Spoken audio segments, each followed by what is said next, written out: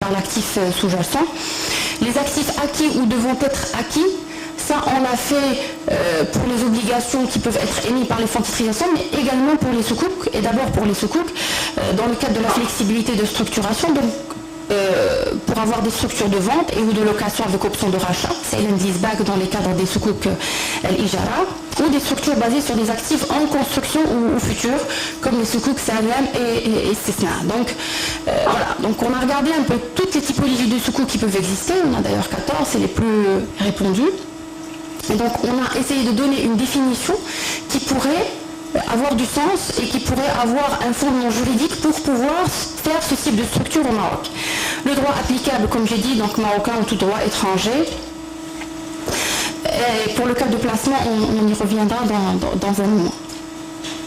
Alors, les caractéristiques techniques des certificats de soukouk destinés à être placés auprès d'investisseurs résidents, là aussi, sur la loi, donc, on a spécifié deux catégories de soukouk, deux types d'émissions. Les émissions locales et les émissions à l'international. Les émissions à l'international sont libres.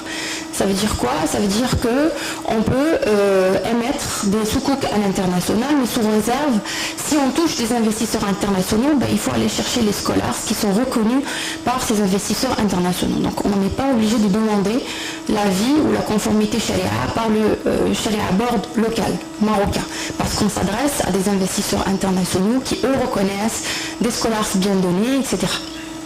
Donc on a donné de la flexibilité pour les émissions internationales. Par contre, pour les émissions locales, donc les modalités de leur émission sont fixées par voie réglementaire après avis du comité sharia pour la finance. Donc c'est le même comité sharia pour la finance qui statue pour les banques participatives et le même qu'on va prendre pour la titrisation et l'émission des soukouk. Et donc, toute émission de certificat de soukouk destinée à être placée auprès d'investisseurs résidents est conditionnée par l'obtention d'une attestation de conformité auprès de ce comité sharia. Alors, aujourd'hui, le ministère de l'économie et des finances donc, se penche sur ce comité sharia, sachant qu'aujourd'hui on peut faire des émissions à l'international. Pour les émissions nationales, donc il faut attendre les textes réglementaires.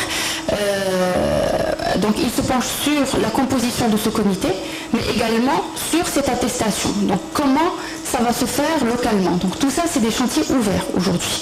Est-ce que ça va être comme un visa du CDVM? Est-ce qu'on aura besoin d'une note d'information? On a des documents islamiques et des documents conventionnels. On a besoin d'un visa du CDVM, d'un visa du Sharia Board. Donc tout ça, c'est des questions qui sont très d'actualité aujourd'hui. Alors, les droits créés au titre des certificats de soukouk émis par un fonds de titrisation ne doivent pas avoir une incidence sur ceux du FPCT de détenir, gérer, disposer des actifs éligibles ou des investissements conformément au règlement de gestion du fonds. Ça, c'est pour permettre la flexibilité dans la structuration. Ça veut dire une opération de titrisation, ce n'est pas uniquement dans le cadre des émissions de soukouk, ce n'est pas uniquement l'acquisition d'actifs et l'émission de titres, mais aussi toutes les opérations connexes qu'on peut opérer justement pour faire vivre ce soukouk et notamment la location et la gestion de l'actif. Donc l'article 7.2 donc, qui est prévu dans la loi, donc les attributions, la composition et l'organisation du Sharia Board donc seront fixées par Daher. Alors sur la loi, que faut-il retenir aujourd'hui donc en termes de cédants?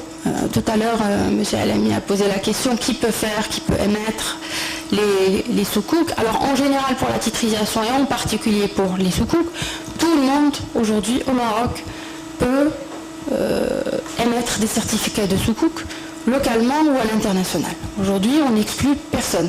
C'est toute personne, donc y compris l'État, les collectivités locales, les établissements publics, les personnes bien sûr de droit public ou privé, et toute organisation qui est soumise à un règlement particulier, donc style agence, etc., qui sont régies par des lois particulières.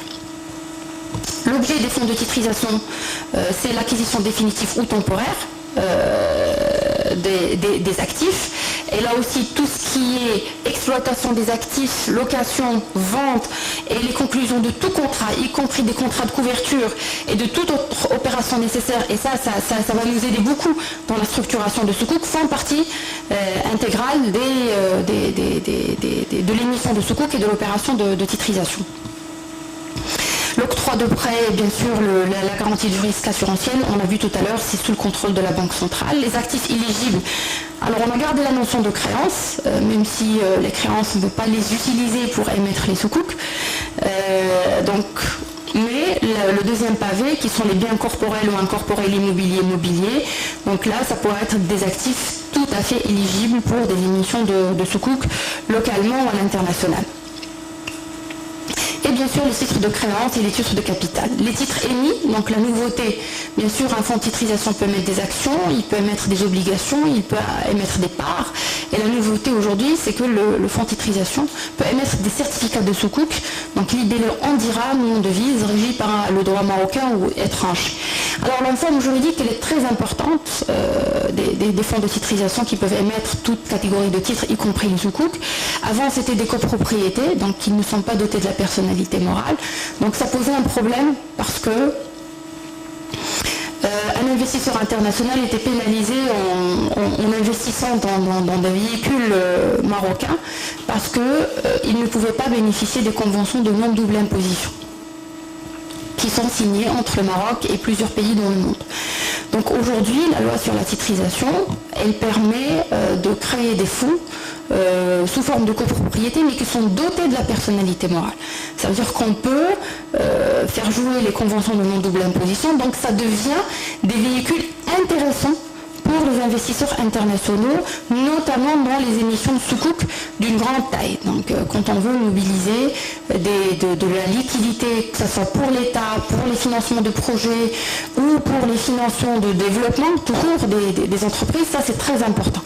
On peut créer également les fonds de titrisation sous forme de société. Ça veut dire une SA ou une SAS, SARL. On sait que c'est compliqué, mais on a prévu dans la loi une panoplie de dérogation aux lois, donc au texte de loi actuel, pour donner à ces sociétés, à des fonds créés sous forme de sociétés qui peuvent émettre notamment des Sukuk, la même flexibilité qu'un fonds. Donc on a revu tout ce qui est assemblée, conseil, commission aux comptes, etc.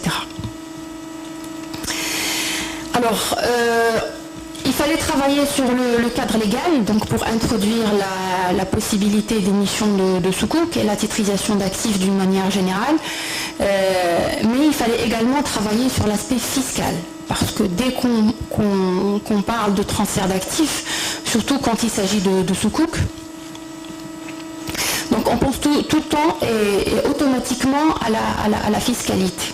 On va sortir un actif, à quel prix ? Et ce prix-là, s'il est supérieur au prix, à la valeur nette comptable, donc comment on traite ça? Est-ce que ce n'est pas pénalisant pour l'émetteur? En transférant un actif, quid des droits d'enregistrement et de conservation foncière, surtout la conservation foncière pour les biens immobiliers. Donc tout ça, ça a été traité dans la loi de finances 2013, bien sûr pour répondre à la nécessité de révision du cadre légal et fiscal pour l'émission de Sukuk, mais également pour la titrisation d'actifs d'une manière générale. Donc aujourd'hui, j'ai entouré en rouge ce qui concerne étroitement les Sukuk. Le reste, ça peut concerner aussi la titrisation d'actifs ou la titrisation de créances. Alors ce qui est important par exemple dans les Sukuk, c'est que quand il y a un loyer donc qui est versé par le fonds de titrisation, qui est versé par l'originateur au fonds de titrisation, par exemple dans les Sukuk Ijara, c'est imposable à un taux réduit de 10%. Donc, parce que même quand on parle de loyer, si on avait parlé d'un loyer simple, ça veut dire un contrat de bail simple, il aurait été imposé à 20%.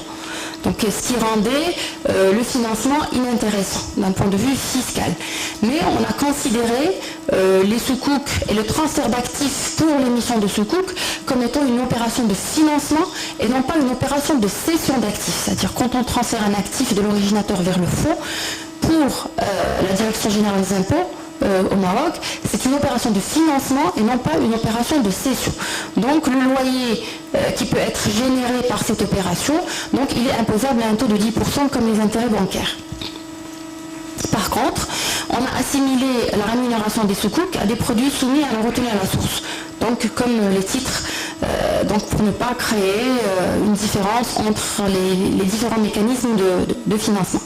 Maintenant, il y a un point important, c'est que quand l'actif sort du bilan de l'émetteur, de l'originateur pour être logé dans le bilan du fonds qui lui émet le certificat de soukouk, ça dépend de la valeur avec laquelle il sort, mais s'il sort avec une valeur où l'originateur réalise une plus-value, donc cette plus-value n'est pas soumise à l'IS. Et ça, c'est très très important dans le cadre des émissions de soukouk ou dans le cadre des titrisations d'actifs.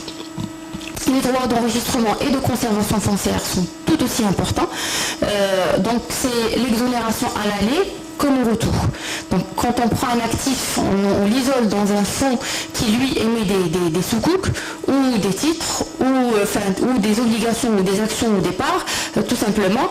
Donc l'aller, donc il est exonéré des droits d'enregistrement et de conservation foncière. Le retour, à terme, on va voir une structure IJARA, surtout que je vais présenter à la fin, et le retour aussi est exonéré. Mais il faut que le retour soit en faveur de l'originateur, donc pour éviter tout problème fiscal par la suite.